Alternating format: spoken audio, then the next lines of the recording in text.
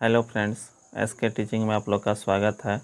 आज हम class 10th biology subject कौन सा है, बायोलॉजी, जो कि पहला चैप्टर है जैव प्रक्रम का थ्योरी लेकर आए हैं। इसके बाद फिर हम ऑब्जेक्टिव जो है इसका डालेंगे। तो पहले थ्योरी इसका देख लेते हैं, इसके बाद फिर सारा ऑब्जेक्टिव इसका डाल देंगे। ठीक है, तो अगर चैनल को नहीं सब्सक्राइब किए हैं, चैनल को पहले सब्सक्राइब कर लीजिए। ठीक है, और लाइक भी किया कीजिए वीडियो को। ठीक है, थोड़ा सा अच्छे से ध्यान दीजिएगा। देखिए क्या कहता है जैव प्रक्रम किसे कहते हैं। याद रखना, जैव प्रक्रम क्या है, तो वे सारी क्रियाएं जिनके द्वारा जीवों का अनुरक्षण होता है उसे जैव प्रक्रम कहलाते हैं। जैव प्रक्रम कहलाती है। याद रखना है, वे सारी क्रियाएं जिनके द्वारा जीवों का क्या होता है, अनुरक्षण यानी मेंटेनेंस होता है, उसे जैव प्रक्रम कहलाती है। जैसे पोषण, यानी हम लोग जो है भोजन करते हैं कि नहीं, श्वसन, परिवहन इत्यादि। पोषण किसे कहते हैं, याद रखना, पोषण पूछेगा किसे कहते हैं, वह विधि जिससे जीव पोषक तत्वों को ग्रहण कर उनका उपयोग, यहाँ पर लिखा हुआ उपयोग करते हैं, वे क्या कहलाते हैं, पोषण कहलाते हैं। अगर जो भी स्टूडेंट इसको लिखना चाहते हैं अच्छे से एक बार लिख लीजिएगा। ठीक है, ये थ्योरी बहुत इंपॉर्टेंट है क्लास 10th के लिए। ठीक है, हम सारा जो है भारतीय वन बुक का सॉल्यूशन है अच्छे से यहाँ पर लिख के लाए हैं नोट्स के रूप में, आप लोग इसको अच्छे से लिख लीजिएगा। ठीक है, अगला देखिए क्या कहते हैं, जीवों में पोषण मुख्यतः कितना तरह का होता है। याद रखना है, 2 तरह से। जीवों में पोषण मुख्यतः कितना तरह से, 2 तरह से। देखिए क्या कहता है, पहला क्या है, जीवों में पोषण मुख्यतः 2 विधियों द्वारा होता है। पहला है स्वपोषण और दूसरा है परपोषण। स्वपोषण में इस प्रकार के पोषण में जीव भोजन के लिए क्या कहता है, भोजन के लिए जीव जो है, यहाँ पर लिखा हुआ है, अन्य जीवों पर निर्भर न रहकर अपना भोजन स्वयं संश्लेषित करता है। स्वपोषण में याद रखना है, इस प्रकार के पोषण में जीव जो है भोजन के लिए अन्य जीवों पर निर्भर न रहकर अपना भोजन स्वयं संश्लेषित करता है, उसे क्या कहते हैं, स्वपोषण। जैसे उसमें स्वपोषण होता है, जैसे हरे पेड़ पौधे जो है किसी दूसरे पर आश्रित नहीं रहते हैं। जैसे कि हरे पेड़ पौधे में देखिएगा कि जो है, जैसे इसको हम लोग दाल भात तरकारी या कोई भी चीज़ जो है बना के ले जाके नहीं देते हैं, ये अपने से इसको जल देते हैं या जल अपना ले लेता है जड़ से, इसके बाद फिर जो है अपना भोजन बना लेता है। ठीक है, तो याद रखना है, हरे पेड़ पौधे क्या है, स्वपोषण उसमें पाया जाता है। स्वपोषी इसमें क्या क्या कहलाता है, देखिए, स्वपोषी जीव, पोषण की वैसी विधि जिसमें जीव अपना भोजन स्वयं बनाते हैं उसे स्वपोषण तथा उस जीव को स्वपोषी कहते हैं, यानी उसे स्वपोषण कहते हैं। और उस जीव को क्या कहते हैं, सभी हरे पेड़ पौधे क्या कहलाते हैं, स्वपोषी होते हैं। सभी यहाँ पर लिखा हुआ है, सभी हरे पौधे स्वपोषी होते हैं। इन पौधों में एक प्रकार की रचना होती है जिसे हरित लवक या क्लोरोप्लास्ट कहते हैं। याद रखना है, पौधों में याद रखना है, पौधे हरे पेड़ पौधे क्या होते हैं, स्वपोषी जीव होते हैं, इन स्वपोषी होते हैं। और इनमें जो है एक प्रकार की रचना होती है जिसे क्या कहते हैं, हरित लवक, या इसी को क्या कहते हैं, क्लोरोप्लास्ट पाई जाती है। क्लोरोफिल में हरे रंग का वर्णक होता है। याद रखना है, क्लोरोफिल में हरे रंग का वर्णक होता है जिसे क्या कहता है, पर्णहरित या क्लोरोफिल पाया जाता है। क्लोरोफिल के कारण ही पत्तियों का रंग क्या होता है, हरा। यहाँ पर देखिए इंपॉर्टेंट क्वेश्चन है, क्लोरोफिल के कारण ही पत्तियों का रंग क्या होता है, हरा। पूछेगा क्वेश्चन, पत्तियों का रंग हरा क्यों होता है, किसके कारण होता है, क्लोरोफिल के कारण। Important question. परपोषी, देखिए परपोषण, इस प्रकार के पोषण में जीव स्वयं भोजन संश्लेषित करते हैं। भोजन संश्लेषित करना मतलब बनाना, संश्लेषित न कर अपने भोजन के लिए अन्य जीवों पर निर्भर रहते हैं। जैसे मनुष्य जो है अपना भोजन जो है स्वयं नहीं बना पाते हैं। जैसे हम लोग जो है किस पर निर्भर है, पेड़ पौधे पर। आप लोग बोलिएगा कि इसमें कि हम लोग भोजन तो अपने से खुद से बना के खा लेते हैं, लेकिन वैसा नहीं। हम लोग जो है पेड़ पौधा से जो है भोजन प्राप्त होता है, इसके बाद फिर उसको भोजन को तैयार तो पेड़ पौधा से ही होता है, इसके बाद हम लोग उसको बना करके खाते हैं। ठीक है, तो जानवर जितना भी है ये सब जो है परपोषण पाया जाता है। परपोषी किसे कहते हैं, तो यहाँ पर लिख दिए हैं परपोषी। परपोषी किसे कहते हैं, पोषण की वैसी विधि जिसमें जीव अपना भोजन स्वयं नहीं बनाते हैं बल्कि किसी दूसरे जीवों पर निर्भर रहते हैं, उसे परपोषण तथा उस जीव को परपोषी कहते हैं। उसे परपोषण कहते हैं और उस जीव को परपोषी कहते हैं। जैसे मनुष्य, जानवर, इस तरह से कीड़ा मकोड़ा सब क्या आ जाएगा, परपोषण। अब देखिए परपोषण मुख्यतः 3 प्रकार का होता है। क्वेश्चन पूछेगा परपोषण मुख्यतः कितना प्रकार का होता है, तो 3 प्रकार का। पहला जो है याद रखना है, मृतजीवी पोषण। पहला कौन सा जीवी, मृतजीवी पोषण, और दूसरा परजीवी पोषण, और तीसरा प्राणी संपोषण। ठीक है, इंपॉर्टेंट क्वेश्चन है। तो पोषण कितना प्रकार के होते हैं, 3 प्रकार, मृतजीवी, परजीवी और प्राणी संपोषण। तो पहला जो है याद रखना है, पहला कौन सा है, मृतजीवी पोषण। वैसा पोषण जिसमें जीव मृत जीवों से अपना भोजन प्राप्त करते हैं उसे मृतजीवी पोषण कहते हैं। जैसे गोबर छत्ता देखे होंगे, वो जो होता है गोबर में जो छत्ता होता है ना, तो सड़े गले चीज़ों पर ही आश्रित रहता है, यानी मृत जीवों से अपना भोजन बना लेता है।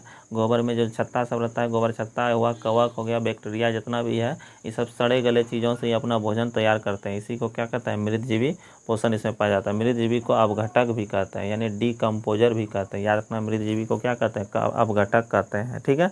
अगला है परजीवी। पर मीन्स दूसरा, जीवों पर, यानी वैसा पोषण जिसमें जीव दूसरे प्राणी के संपर्क में अस्थायी या अस्थायी रूप से रहकर उससे अपना भोजन प्राप्त करते हैं, उसे परजीवी पोषण कहते हैं। याद रखना है, यानी परजीवी में क्या होगा कि अपना भोजन जो है दूसरे प्राणी के संपर्क से अपना भोजन तैयार करता है, यानी अस्थायी या अस्थायी रूप से, ठीक है, अस्थायी रूप से, ठीक है, उससे भोजन प्राप्त करते हैं, उसे क्या कहते हैं, परजीवी पोषण। जैसे अमरबेल देखे होंगे, अमरबेल जो है आप लोग देखे होंगे, बबूल का गाछ देखिएगा, उसमें जो है पीला पीला का जो है लत्तर टाइप का नहीं रहता है, तो उसी को क्या कहता है, अमरबेल कहते हैं। तो उसी जो वही जो है उसका कहीं पर जड़ नहीं देखिएगा अमरबेल का, तो जो है ना वही पत्ता से ही अपना भोजन, तना से ही उसमें रह करके अपना भोजन तैयार करते हैं। जैसे खटमल देखे होंगे, खटमल जो है खटिया से में रहता है ना, दूसरे से भोजन। जैसे जौंक जो है, जैसे कि गाय भैंस सब में लग जाता है जौंक, या क्या कहते हैं, उड़ीस जो भी है, या फिर क्या बोलते हैं, और सब बहुत सारा है जो कि जौंक जो है, ये सब गोल कृमि, ये सब जो है दूसरे प्राणी के संपर्क में ही रहकर अपना भोजन तैयार करते हैं। याद रखना है। अगला है प्राणी संपोषण।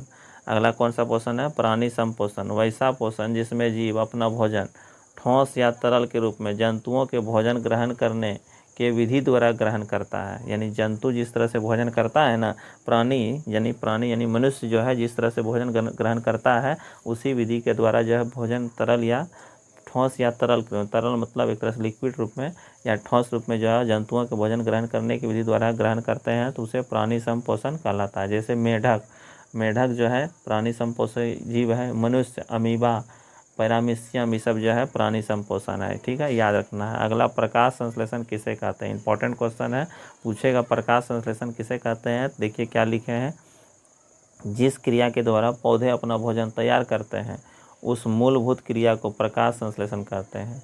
यानी जिस क्रिया के द्वारा जो है ना पौधा अपना भोजन तैयार करते हैं, उस मूलभूत क्रिया को प्रकाश संश्लेषण कहते हैं। इस प्रक्रिया में पौधों की पत्तियों में उपस्थित क्लोरोफिल, देखिए इस प्रक्रिया में क्या होता है, इसको आप लोग को आएगा क्वेश्चन, प्रकाश संश्लेषण किसे कहते हैं, तो इसको लिखना पड़ेगा। जिस क्रिया के द्वारा पौधे अपना भोजन तैयार करते हैं उस मूलभूत क्रिया को प्रकाश संश्लेषण कहते हैं। ठीक है, इस क्रिया में पौधे की पत्तियों में उपस्थित क्लोरोफिल, पौधे के पत्तियों में क्या उपस्थित रहता है, क्लोरोफिल, सूर्य के प्रकाश से ऊर्जा अवशोषित करके जल और कार्बन डाइऑक्साइड की सहायता से ग्लूकोज के रूप में अपना भोजन तैयार करते हैं। देखिए यहाँ पर लिख दिए हैं, यहाँ पर अच्छे से देखिए, इसको देखिएगा क्या कहता है। इस प्रक्रिया में पौधे पत्तियों में उपस्थित क्लोरोफिल, पत्ती में रहता है क्लोरोफिल, और सूर्य प्रकाश ले लेता है और ऊर्जा अवशोषित करके जल और कार्बन डाइऑक्साइड की सहायता से, कार्बन डाइऑक्साइड की सहायता से, देखिए इसका समीकरण याद रखना प्रकाश संश्लेषण के लिए। यहाँ पर जो है CO2 लिए है, CO2 जो है जानते हैं वायुमंडल में CO2 है कि नहीं, यानी पेड़ पौधा जो है वायुमंडल से CO2 ले लेता है, और जल जो है जड़ से ले लेता है जल, और यहाँ पर पत्तियों में क्या रहता है, क्लोरोफिल रहता है, और सूर्य प्रकाश की उपस्थिति में जो है ये चारों चीज़, यानी प्रकाश संश्लेषण के लिए यहाँ पर जो है कितना चीज़ों की ज़रूरत होती है, 4, CO2, H2O, क्लोरोफिल और सूर्य प्रकाश, यानी ये चारों जो है मिल करके यहाँ पर किसका निर्माण कर देता है, ग्लूकोज का, किसका निर्माण, ग्लूकोज बना लेता है, यानी भोजन बन जाता है, ऑक्सीजन और H2O मुक्त कर देता है, यानी जलवाष्प के रूप में। ठीक है, अगला क्वेश्चन देखिए, क्वेश्चन पूछेगा प्रकाश संश्लेषण की क्रिया के लिए कितने मुख्य घटक हैं, मुख्य पदार्थ कितने हैं प्रकाश संश्लेषण की क्रिया के लिए, 4, कितना है, 4। पहला है सूर्य प्रकाश, पर्णहरित या क्लोरोफिल, अगला है कार्बन डाइऑक्साइड, और चौथा है H2O या खनिज लवण। याद रखना है, प्रकाश संश्लेषण के लिए कितनी चीज़ों की आवश्यकता होती है, यहाँ पर देखिए लिख दिए हैं, यहाँ पर भी लिखा हुआ है CO2 है, कार्बन डाइऑक्साइड जल है, और यहाँ पर क्लोरोफिल है और सूर्य प्रकाश, यानी कि 4 चीज़ों की आवश्यकता होती है प्रकाश संश्लेषण के लिए, याद रखना है। मुख्य पदार्थ 4 है, ठीक है। इसी से जो है प्रकाश संश्लेषण के द्वारा ही भोजन बना लेता है पेड़ पौधा, ठीक है। और ऑक्सीजन मुक्त कर देता है और कुछ मात्रा में जल भी मुक्त करता है, ठीक है। जंतु भोजन के लिए पूर्ण रूप से अन्य जीवों पर निर्भर रहते हैं, यानी कि जितना भी जीव जंतु है वो भोजन के लिए अन्य जीवों पर ही निर्भर रहता है, जानते हैं आप लोग, ठीक है। तो यहाँ पर जो है इस तरह से जो है, अब आगे देखिए यहाँ पर क्या कहता है, मनुष्य का पाचन तंत्र। अब अगला पढ़ना है मनुष्य का पाचन तंत्र, यानी कि अब जो है यहाँ पर अब मनुष्य के बारे में पढ़ेंगे। मनुष्य का पाचन तंत्र यानी डाइजेस्टिव सिस्टम, मनुष्य का पाचन तंत्र के बारे में ध्यान से देखिएगा। और अगर चैनल को सब्सक्राइब नहीं किए हैं चैनल को सब्सक्राइब कर लीजिएगा। क्या कहता है मनुष्य का पाचन तंत्र पूछेगा किसे कहते हैं, तो याद रखना वैसा अंग जो भोजन को पचाने में सहायता करता है उन्हें सामूहिक रूप से पाचन तंत्र कहते हैं। यानी वैसा अंग जो भोजन को पचाने में सहायता करता है उसे अंग को क्या कहते हैं, पाचन तंत्र। पाचन तंत्र के लिए जानते हैं इसके अंतर्गत बहुत सारा अंग आता है, ठीक है। सामूहिक रूप से जितना भी अंग आता है, जैसे आहार नाल, पाचक ग्रंथ, आहार नाल, यानी पाचन तंत्र जो है ना, पूछेगा कितना भागों में बटा रहता है। पाचन तंत्र 2 भागों में, पहला आहार नाल, दूसरा है पाचक ग्रंथि। पूछेगा पाचन तंत्र जो है वो कितना, यानी पाचन तंत्र में जो है किस में होता है, एक आहार नाल में हो गया और पाचक ग्रंथि। आहार नाल के कई भाग हैं, उसको आगे देखते हैं। अब पाचन तंत्र यानी डाइजेस्टिव सिस्टम, यहाँ पर भी अच्छे से लिख दिए हैं, अच्छे से देखिएगा। वैसा अंग जो भोजन को पचाने में सहायता करता है उन्हें सामूहिक रूप से पाचन तंत्र कहते हैं, जिसमें जटिल भोजन सरल पदार्थ में टूट जाता है। जैसे पाचन तंत्र जो है इसको 2 भागों में बांटा गया है, ठीक है। पहला है आहार नाल, दूसरा है पाचक ग्रंथियाँ। देखिए यहाँ पर आहार नाल में जो है पाचन के लिए आहार नाल के इकाई देखिए क्या क्या है। यहाँ पर आहार नाल जो है पहला आता है मुख गुहा। आहार नाल में जो है पहला क्या भाग आता है, मुख गुहा। इसके बाद ग्रास नली आता है, इसके बाद अमाशय आता है, इसके बाद छोटी आंत, इसके बाद बड़ी आंत। यानी भोजन जो है ना आहार नाल में देखिए इसी तरह से जाते रहता है। पहले मुख गुहा में भोजन किए, मुख गुहा में, इसके बाद ग्रास नली में गया भोजन, इसके अमाशय में गया, इसके बाद छोटी आंत में, इसके बाद बड़ी आंत में चल जाता है। मुख गुहा को बक्कल कैविटी कहते हैं, और ग्रास नली को ओइसोफेगस कहते हैं, और अमाशय को क्या कहते हैं, स्टोमक, ठीक है। अब छोटी आंत को स्मॉल इंटेस्टाइन कहते हैं, इंटेस्टाइन कहते हैं, और यहाँ बड़ी आंत को लार्ज इंटेस्टाइन कहते हैं, ठीक है। याद रखना मुख गुहा में लार ग्रंथि मौजूद होता है। मुख गुहा में पूछेगा क्या मौजूद होता है, लार ग्रंथि। ग्रास नली जो है 25 सेंटीमीटर का होता है। अमाशय में जठर ग्रंथि हो जाता है, और छोटी आंत आहार नाल का सबसे लंबा भाग है, ठीक है। और बड़ी आंत में जल का अवशोषण होता है, याद रखना है। बड़ी आंत में किसका अवशोषण होता है, जल का, याद रखना है। यहाँ पर जो है अगला है, यहाँ पर पाचक ग्रंथि में याद रखना है आप लोग को, लार ग्रंथि पहला है। पाचक ग्रंथि में कौन सा ग्रंथि है, लार ग्रंथि। अगला है जठर ग्रंथि, ठीक है। अगला है यकृत, इसके बाद अग्नाशय, इसके बाद आंतरस, ठीक है, याद रखना है इस तरह से।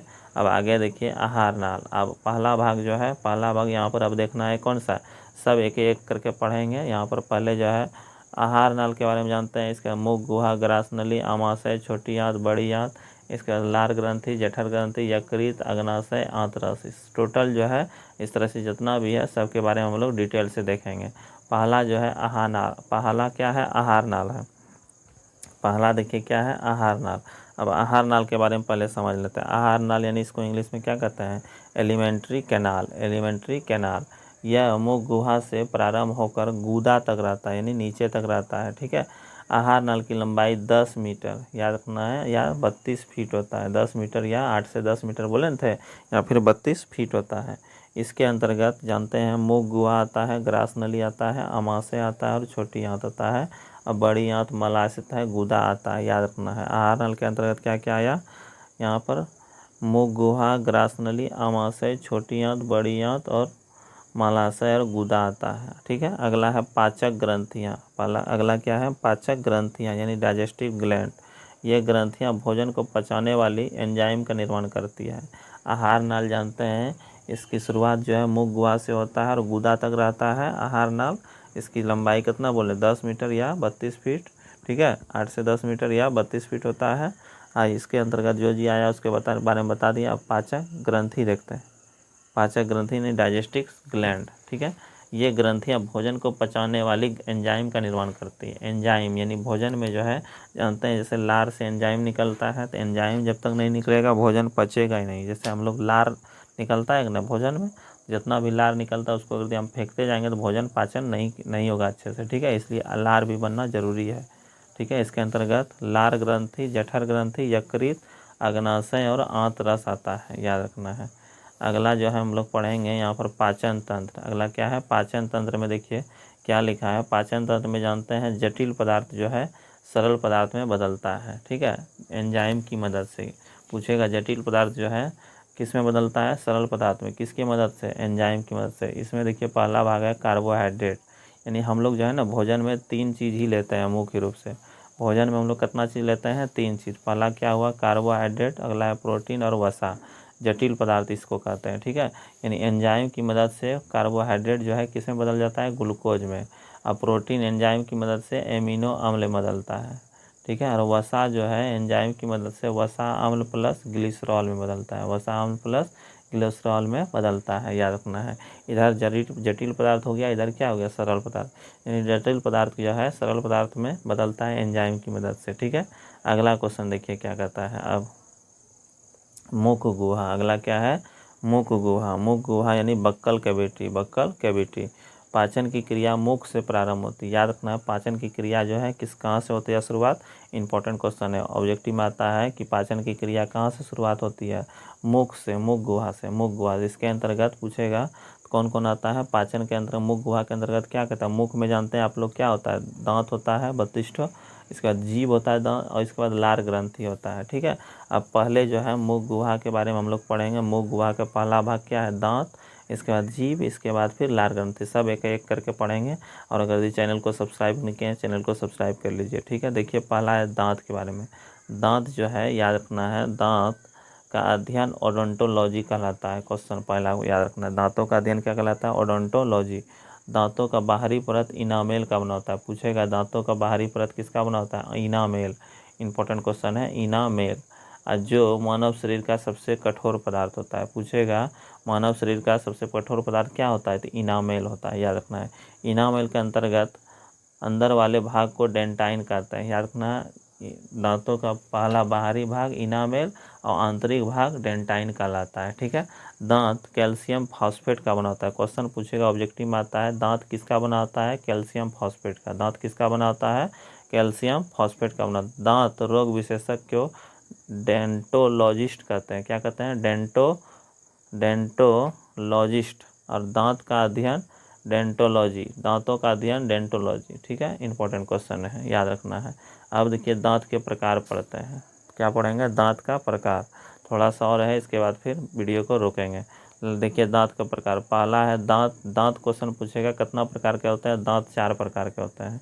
दांत कितना प्रकार के होते हैं, 4 प्रकार का। पहला देखिए याद रखना है, ICPM, क्या याद रखना है दिमाग में, ICPM। दांत में याद रखना है ICPM, या ICPM दिमाग में सेट रखिए, ICPM। देखिए आई से हो गया इंसाइजर, आई से क्या हो गया, इंसाइजर, आई से हो गया इंसाइजर, के सी से सी से कैनाइन, पी से प्री मोलर और एम से मोलर, याद रखना। पहला हिंदी में इसको कहते हैं कतरनक। हिंदी में पहला दांत हो गया कतरनक, दूसरा हो गया रदनक और तीसरा अग्रचवर्णक, ठीक है, याद रह गया। पहला कौन सा भाग बोले, पहला क्या बोले, कतरनक या कृंतक इसी को कहते हैं, कतरनक या कृंतक। दूसरा रदनक, अगला अग्रचवर्णक, इसके बाद चवर्णक। इंसाइजर को नोज टीथ कहते हैं। इंसाइजर जो है नाक के सीधा में होता है, इसीलिए इसको नोज टीथ कहते हैं। इसकी संख्या 8 होता है, नीचे 4 गो होता है इंसाइजर और ऊपर 4 गो, 4 4 कितना हो गया 8। इसका काम है भोजन को काटने का काम करता है, भोजन को काटने। अगला है केनाइन। केनाइन को देखिएगा आँख के सीधा में होता है, आई टीथ इसी को कहते हैं, ठीक है। आँख के सीधा में देखिए नुकीला वाला दांत जो होता है ना, 2 गो नीचे और 2 गो ऊपर, यानी 4 गो, टोटल कितना हुआ 4। इसका क्या काम है, चीरने फाड़ने का काम करता है। मनुष्य में उतना ज़रूरी नहीं है, यानी कि हम लोग जैसे काटने का काम जो हुआ, पहला जो इंसाइजर जो हुआ, इसी से हम लोग रोटी सब जैसे काटते हैं, शुरू में मोड़ के लेते हैं ना, तो उसको बच्चे में खाते थे ना, उससे फिर चीरने फाड़ने का काम जो है ये जैसे केतारी उतारनी जैसे खाते हैं तो ये इसी दांत से खाते हैं, चीरने का काम करते हैं। अगला है प्रीमोलर। अगला क्या है? प्रीमोलर। इसी को चिक टीथ कहते हैं। प्रीमोलर को क्या कहते हैं? चिक टीथ। यानी इसकी संख्या कितना होता है? 8। नीचे 4 गो, ऊपर 4 गो। इसी का काम है भोजन को चबाना। अगला है मोलर। इसको ईयर टीथ कहते हैं। इसको ईयर यानी ईयर मतलब हुआ कान के सीधा में, इसलिए इसको 12 होता है। कितना? 12। चबाना और पीसने दोनों का काम करता है। ठीक है, याद रखना है। अगला क्वेश्चन देखिए, इंपॉर्टेंट है, पूछेगा दांत को कितना भागों में बांट। दांत कितना प्रकार का होता है? दूध, 2 प्रकार। दूध का दांत, पहला है दूध का दांत, दूसरा अस्थाई दांत। मिल्क टीथ, अगला परमानेंट टीथ। इसकी संख्या, मिल्क टीथ की संख्या यानी दूध के दांतों की संख्या क्वेश्चन पूछेगा कितना है तो 20। और यहाँ पर जो अस्थाई दांत कितना होता है? 32। बच्चों में दांतों को दूध की दांत की संख्या 20 हो गया। इसमें प्रीमोलर नहीं पाया जाता, याद रखना है। प्रीमोलर और थर्ड मोलर नहीं पाया जाता है बच्चों में। ठीक है, याद रखना है इस तरह से। अगला देखिए, जब मुंह का पीएच मान, और थोड़ा सा देख लीजिए, जब मुंह का पीएच मान 5.5 या इससे कम हो जाता है तो दांतों का सड़ना प्रारंभ हो जाता है। यानी दांत का पीएच मान जो है ना 5.5 से कम हो जाता है तो दांत क्या होता है? सड़ने लगता है। लास्ट मोलर को विस्डम टीथ कहते हैं। लास्ट मोलर को क्या कहते हैं? विस्डम टीथ यानी अक्ल दांत। जब यानी लास्ट मोलर, मोलर कितना हो गया यहाँ पर जो है? मोलर की संख्या कितना बोले? 8 गो होता है ना, तो यहाँ पर सॉरी 12 गो। मोलर कितना होता है? 12 गो। तो यहाँ पर जो है, तो यहाँ पर जो है मोलर 12 गो हुआ। तो यहाँ पर मोलर में जो है याद रखना है आप लोग को, उसको सबसे लास्ट वाला जो मोलर होता है उसको क्या कहता है? Wisdom teeth. विस्डम टीथ मतलब अक्ल दांत। अक्ल दांत कहा जाता है। यानी जब आ जाता है तो आदमी को कहता है अक्ल आ जाता है। दांत के 3 भाग, पहला जड़, गर्दन, तीसरा मुकुट। जड़, रूट, निक, क्रॉन। यानी जड़ यानी मसूड़ा वाला भाग, मसूड़ा में होता है जड़ वाला भाग। और बीच वाला भाग गर्दन हो गया, सबसे ऊपर वाला भाग मुकुट कहलाता है। ठीक है, अगला क्वेश्चन देखिए क्या कहता है। वैसा दांत जो जीवन में केवल एक ही बार निकलता है उससे क्या कहते हैं? एक बार दंती यानी मोनोडाइफोडेंट। मोनोडाइफोडेंट, मोनोफाइवोडेंट। अगला है या परमानेंट टीथ कहा जाता है। वैसा दांत जो जीवन में 2 बार निकलता है उसको डाइफोनोडेंट कहता है। डाइफोनोडेंट कहलाता है। याद रखना, दूध के दांत जैसे 2 बार आता है। ठीक है, इस तरह से समझ गए। अब देखिए दांत सूत्र। अगला क्या है? दंत सूत्र। दांत सूत्र यानी वयस्क में दांत सूत्र क्या होता है? याद रखना है कि जैसे टोटल हुआ इसमें 4, ठीक है, इसके पहले 8 होता है, इसके बाद फिर 4, इसके बाद फिर कितना हुआ? 8, फिर 8, इसके बाद 12। तो यहाँ पर देखिए 8 4 12, 12 8 20 और 8 कितना हो गया? 32 दांत हुआ ना। इस तरह से 32 दांत में जो है नीचे देखिएगा 4 गो रहेगा, और 4 गो में जो है उसको जब 2 भागों में बांटिएगा तो 2 गो बचेगा। उसी तरह से फिर यहाँ पर 4 गो है, इसको जो है नीचे 2 गो रहेगा, उसमें दो भागों में बांटिएगा तो 1 टो रहेगा। इसके बाद फिर 8 गो है तो इसमें भी 2 गो रहेगा, और यहाँ 12 गो है 3 गो रहेगा। तो इस तरह से यहाँ पर इसका दंत फार्मूला बन गया है। देखिए क्या कहता है? 2 1 2 3, 2 1 2 3। यहाँ पर 21 23 बटा 21 23 आई गुना कर दिए हैं 2 से, तो इसको गुना कीजिएगा, देखिए आ जाएगा, पूर जाएगा 32। 2 से ऊपर गुना कीजिए, 2 गुना 2 4, 2 गुना 2 4, और नीचे भी 2 गुना 2 कितना हो गया? 4, 4 4 कितना हो गया? 8। उसी तरह से 2 गुना 2 1, 2 गुना 1 2, और नीचे भी 2 गुना 1 2, 2 2 कितना हो गया? 4, फिर 2 गुना 2 4, और नीचे भी 2 गुना 2 4। यहाँ पर देखिए नीचे भी कर दिए, ठीक है, और ऊपर भी कर दिए इस तरह से। तो यहाँ पर 4 4 8 हो गया, फिर 3 दूना 6, और नीचे भी 3 दूना 6, 6 6 कितना हो गया? 12। इस तरह से जो है ये वयस्क में दंत फार्मूला हुआ। बच्चों में क्या होता है? ICPM मतलब इंसाइजर, कैनाइन, प्रीमोलर और मोलर। अगला देखिए बच्चों में यहाँ पर दंत सूत्र क्या होता है? याद रखना है 2 1 0 2 यानी 21 0 2 बटे 21 0 2, इस तरह से गुना 2, इस तरह से 20। तो दूध के दांत की संख्या कितना हो गया? 20 होता है। ठीक है, आज इस वीडियो में इतना ही रहने देते हैं, हम मिलते हैं नेक्स्ट वीडियो में। ठीक है, टोटल उसमें ख़त्म कर देंगे चैप्टर को। यहाँ पर अगर चैनल को सब्सक्राइब नहीं है, चैनल को सब्सक्राइब कर लीजिए। मिलते हैं नेक्स्ट वीडियो में। जय हिंद, जय भारत।